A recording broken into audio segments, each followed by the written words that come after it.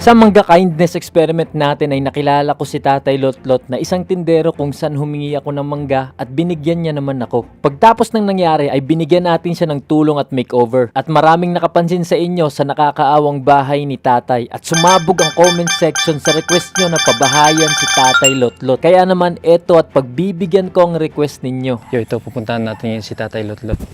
So surprise na naman natin siya. Ito yung matagal yung request. Gagawin natin ngayon. Nilakad nga natin ang maputik na daan papasok hanggang makarating tayo kung nasan si Tatay Lotlot. Grabe. At eto, nagkita na nga ulit kami. Tay! Malayo pa lang tayo ay nakangiti na si Tatay. Tay, kamusta? Grabe, kamusta tay? Nagulat ako dahil nalaman ko nagsisimula na pala siyang magpagawa ng bahay gamit ang perang natanggap niya galing sa tulong natin nung nakaraan. Eto, kawayan lang. Tas kahoy konti. So ito tay, butas pa. Butas pa. Wala pa siyang ano dito, dingding. Dito, kulang pa talaga. At least bago na yung ano. Pero ano na klase lang din to na manipis. Yun tayo no. Masaya ako kasi kahit paano nalagay mo dito. Nakwento nga din pala niya na gusto niyang matapos ang bahay. Yun nga lang ay nagbigay din siya para sa pangangailangan ng mga anak niya. Kaya naman nagkulang din ang pera niya pampatapos dito. Balay kong hindi mahuman basta makatabang ko nila. Nga naman dahil manulay ko gulay. Mahuman na siya. Hinahinay. Na ay mo tabang ako at mas maayo mo. Salamat. Tabangan ko. Pagtapos namin mag-usap ay pinaimpake ko muna si Tatay Lotlot ng damit niya dahil pagbabakasyonin muna natin siya sa ibang lugar. Ang di niya alam ay habang nasa malayo siya ay meron tayong nakasetup na surprise. Ano tayo? Ready ka na? Dito na. Sige, kuha na tayo ng gamit mo. Sige. Yun, gamit na si tatay. Ano tayo? Tara! Dito. Tara! Eto na at binyahin na natin si Tatay para masimulan na ang ganap. Inumpisahan nga natin to sa pag-gather ng mga materyales na gagamitin sa construction. At ngayon, gagawin na natin ang bahay ni Tatay Lotlot. Handa na bang lahat? Una sa paggawa ay ang paglagay ng guide sa paligid para masigurong pantay ang bahay at nagbungkal ng lupa para ilatag naman ang mga hollow blocks. Kisimula na tayo, naghahalo ng semento. Dati kahoy lang pero itodo na natin, gawin na nating semento para mas matibay talaga. Pagtapos maghalo ng semento ay paglagay naman ng hollow block sa babang parte ng bahay ang trinabaho at day 2 na. Tuloy-tuloy ang progress at pagkatrabaho sa likod natin sa bahay ni Tatay Lotlot at mamaya maglalagay na tayo ng pundasyon, haligi at marami pang iba. Pundasyon naman o haligi ng bahay ang tinutukan natin. Siyempre, hindi kumpleto kung hindi tayo tutulong mismo sa bahay ni Tatay Lotlot. Masarap sa pakiramdam na tayo mismo nagtatrabaho dito. Excuse me, sir. Ay, Kami naman trabaho dito. sige sir. Pagtapos maitayo ang mga pundasyon ay giniba na ang dingding sa lumang bahay ni Tatay Lotlot. Kailangan eh. Day 3 na ng progress sa paggawa ng bahay ni Tatay Lotlot. So nilalagyan na natin ng bakal, sinisigurado nating matibay yung kakalabasan nito. Sobrang excited na ako. At ano kayang ginagawa ngayon ni Tatay Lotlot? Dito na kami sa tapat. Tignan tayo. Yummy. Dahil mahaba ng buhok ni Tatay ay pinagupitan din natin siya. Maganda at malaking bagay ang gagawin natin ngayon para kay Tatay Lotlot. Dahil din yan sa panonood mo at suporta sa mga video natin, sa pag-share mo, sa pag-subscribe at pag-follow mo sa YouTube at Facebook page natin. Hindi ito magiging posible kung hindi dahil sa tulong mo. Panoorin mo yung full video pala nito sa YouTube. YouTube palagi kasi doon natin i-upload yung full video ng mga content natin.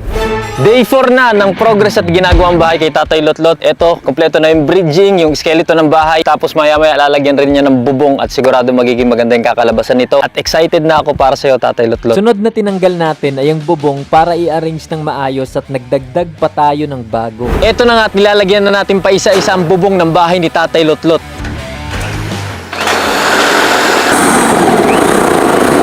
Sinisigurado nating pulido at hindi tutulo o lulusot ang tubig sa bubong kapag uulan. Ang angas modern na modern.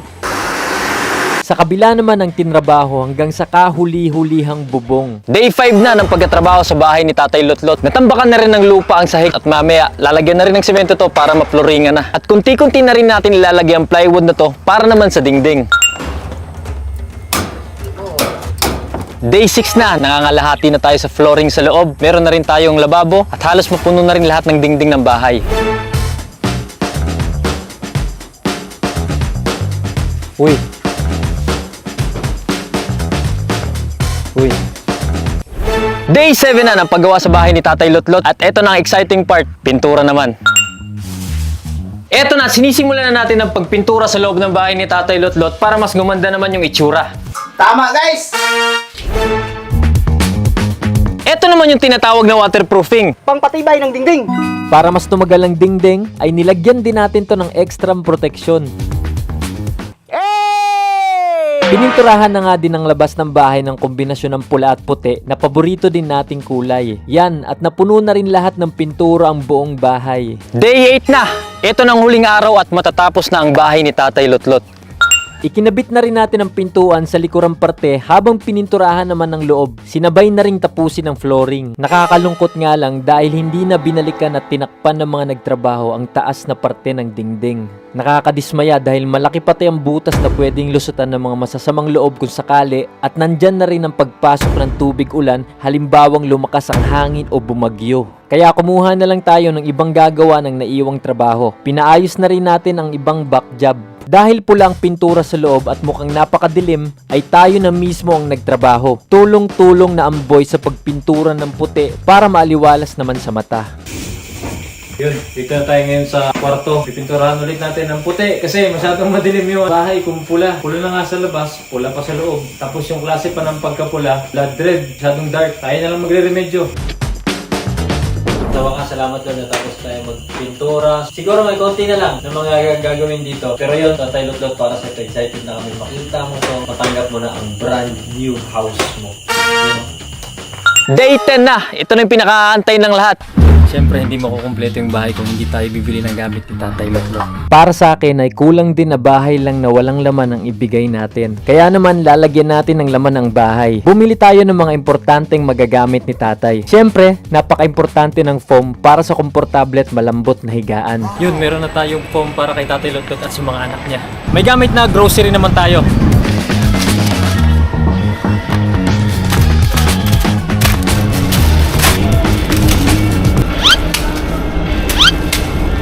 Ito lang ang makakaya natin ngayon kaya sana ma-appreciate ni tatay. Hinanda na rin natin ang mga gamit para talagang sulit ang ibibigay nating surprise. Isang salamat pala kay Ate Yang na nag-donate ng ilang gamit at tumulong sa pag-arrange sa bahay. At finally, eto na nga. Natay, excited ka na? Oo. Yun, tara, isosurprise na natin si Tatay. Walang kaalam-alam si tatay sa susunod na mangyayari.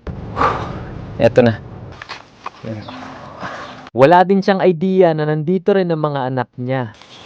Okay ka na, Tay? Oo. Ano, Tay? Excited ka na? Oo. Bibisitahan muna natin yung bahay mo, ha? Kasi nawala ka, di ba? Oo. Baka may mga kumuha ng gamit. Oo. Tapos ito na. Ready ka na, Tay? Oo. Ano, ready na rin kayo? Ready na?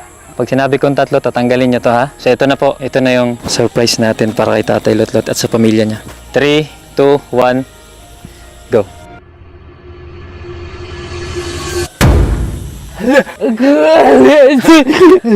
Bago ko ipakita sa inyo ang reaksyon ni Tatay Lotlot at ang surprise para sa kanya, ay balikan muna natin ang dati niyang bahay kung saan siya nakatira. Dito sa bahay na to, nakatira si Tatay Lotlot. Luma at sirang-sira na ang mga kahoy at kawayan ng dati niyang bahay. Di na rin matibay ang sahig at pwedeng lumusot ang paa mo kahit anong oras, kaya maraming salamat sa ibang nagpaabot ng tulong para magawan siya ng bagong tirahan. Grabe. Malaking salamat at di na dito titira si Tatay Lotlot. Ito ang dating bahay ni Tatay at ito naman ngayon ang bago. 3, 2, 1, go.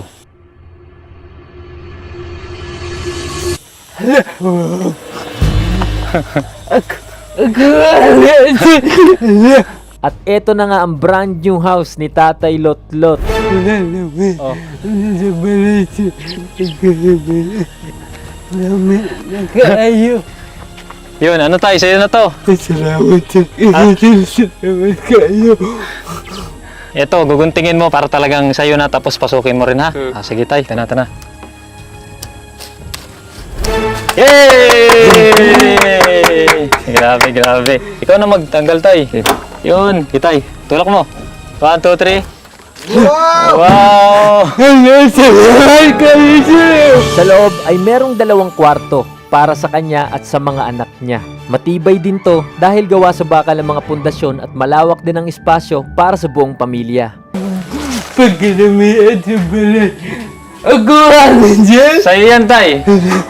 Grabe. Tay, para sa'yo, isang brand new house. Para sa inyo, Tay. No? Salamat kayo. Congratulations, Tay! Salamat kayo dyan. Salamat kayo dyan yung tanan. Tay, punta mo muna, Tay. Halika. Pasok muna tayo dito. Ito, Tay, yung kwarto mo, Tay. Yan. Pwede dito si Gian tsaka si Janjan. So, dalawang unan. May kumot, may kulambo. Tapos meron din pala kayong drawer. Salamat kayo dyan. Tingga kayo dyan. Tingga kayo. Di nga din mapigilan ni tatay ang yakap dahil na rin sa saya. Meron na kayong tuwalya, 3. Tagi-isa po kayo. Sa kabila naman din tayo, meron din tayo. Meron din kwarto dito. Salamat kayo. So ito tay, foam na yan ha. Bagong-bagong foam, tapos unan, tapos kumot rin ha. Salamat. Tingga kayo. Wala nga naman tay. Kayo dyan.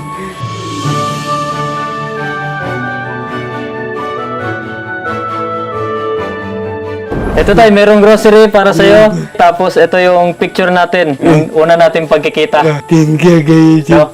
Tapos meron din tayong picture dito kasama yung mga anak mo, tapos yung grupo. Ayan ha.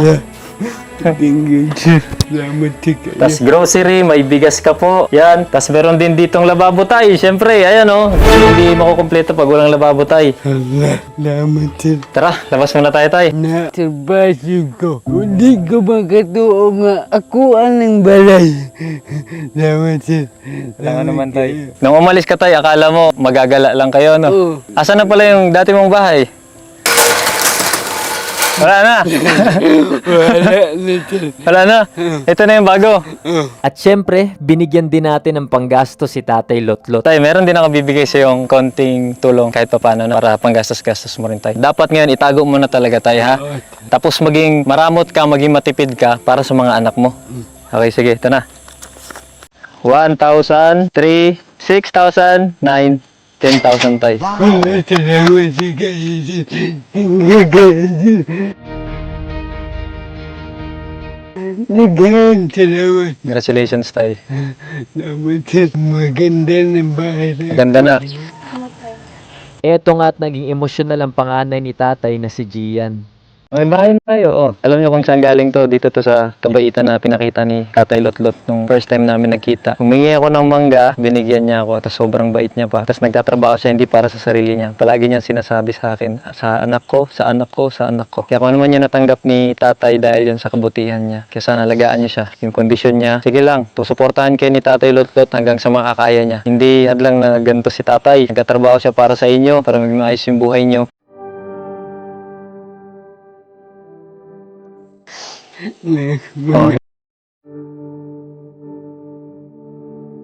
Alam mo, di ka ba ng tension? Di ko magkatawa balay. Tingin ano. Masayang-masaya ako kasi ito na, natupad na yung gusto mo. Diba dati gusto mo magpabahay, gamit yung perang binigay. O ngayon, hindi mo na kailangan ituloy tayo dahil kami na yung gumawa para sa'yo. Salamat sa kayo dyan. Yung kaninga, blessing, ingatan nyo. Kasi tagsaran ni mabot sa kinabuhi na to. Yung pagtarong mag-skwela po da, be proud sa inyo, Papa. Nakakalungkot dahil may mga araw din pala na binubuli ang mga anak ni tatay sa school at ng ibang mga bata dahil sa kalagayan niya. May mensahe rin si tatay Lotlot sa mga anak niya. Nak, bisag nanay ko, palagaan mo. Kutob sa kumakaya. Responsibilidad tayo. Akong responsibilidad. Ang hindi alam ni tatay ay may sama pala ng loob sa kanya ang panganay niyang si Gian. Salamat sa ikaw ni mong gihuwat sa mua. Pero na pa usahay nga. Marag makalimba naman yun. Dito ay mas naging emosyonal pa ang anak niya. Sa maminaw sa uma. Tungod to sa kawad anak nga, wala ko nakahatag ni balong ka. Wapo ko nakapanuloy siya. Pero sa tayo sulti mo, Gian, Wala man minagkuhan sa kwarta. sa kwarta. Namamangod ikaw usahay. Makalimta naman ni mo. Na po rin mo. Bisitahon. Ano niya, usahay bisitahan. Tapos, dahil na yung paminawon. Hindi niya paminawon. Nakatod nga.